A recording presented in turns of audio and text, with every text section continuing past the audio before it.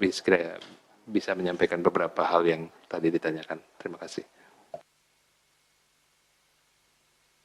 Baik, terkait jumlah ABK yang tercatat, ini kami sedang cek nih dengan tim, nanti mungkin saya sampaikan ya jumlah ABK yang tercatat, karena memang ini juga sangat dinamis, di mana masing-masing institusi di dalam negeri juga punya data yang berbeda-beda. Ini yang saya sampaikan tadi, bahwa pendataan sangat penting untuk kita memberikan perlindungan kepada para ABK. Terus kemudian terkait permohonan tebusan, saya mungkin belum dapat kita sampaikan karena memang penanganannya masih terus berlangsung. Kemudian tadi terkait WNI yang ditangkap di Jeddah baru ini, saya baru dapat juga.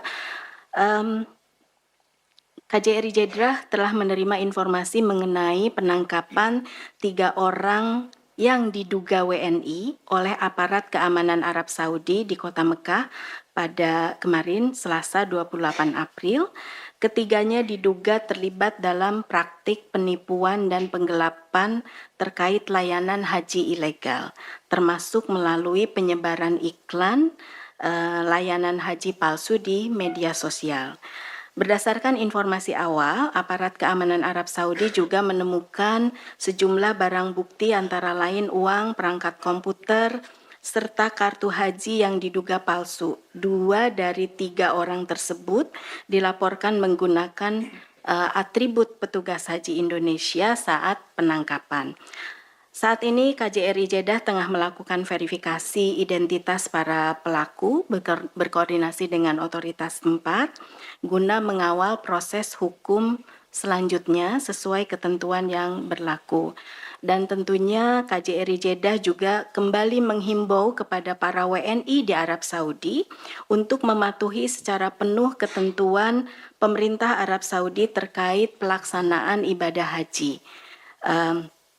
termasuk prinsip la haj bila tasreh atau tidak ada haji tanpa izin resmi. Pemerintah Arab Saudi saat ini tengah meningkatkan penegakan hukum terhadap berbagai bentuk pelanggaran haji ilegal, termasuk upaya memasukkan jemaah tanpa tasreh ke Kota Mekah. Nah, tentunya pada kesempatan ini kami juga menghimbau para WNI agar tidak mudah percaya terhadap tawaran layanan haji tidak resmi, khususnya yang disebarkan melalui media sosial, serta memastikan seluruh proses ibadah haji dilakukan melalui jalur resmi sesuai ketentuan yang berlaku.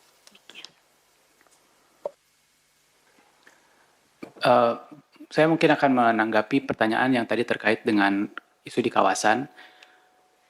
Tadi ada pertanyaan dari RRI Voice of Indonesia mengenai dinamika di kawasan kita.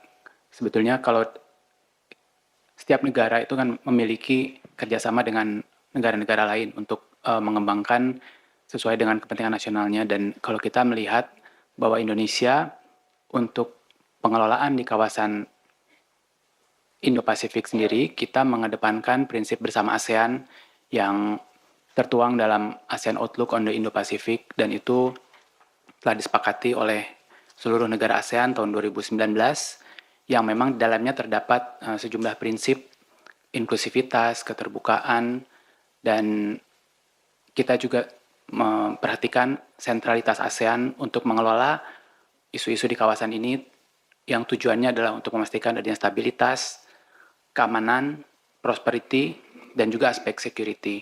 Sehingga bagi Indonesia yang akan selalu kita kedepankan adalah prinsip-prinsip tadi. Terima kasih. Mungkin satu pertanyaan yang posisi kita yang keluar dari OPEC ya. Pemerintah Indonesia memandang perkembangan ini sebagai bagian dari dinamika tata kelola energi global yang terus berkembang, dan kita berharap perkembangan ini tetap mendukung stabilitas pasar dan keamanan pasokan energi global, dan pemerintah Indonesia tentunya akan terus mencermati perkembangan situasi ini secara menyeluruh serta implikasinya terhadap perekonomian dan ketahanan energi nasional. Dan dapat kami sampaikan kebijakan PEA tersebut tidak mempengaruhi hubungan bilateral yang selama ini terjalin maupun kerjasama strategis yang telah terbina antara Indonesia dan PEA. Demikian, terima kasih. Oh, pertanyaan Pak Stanley Reuters, jujur saya belum dapat details, and you will get the details at 2 p.m. today. Thank you.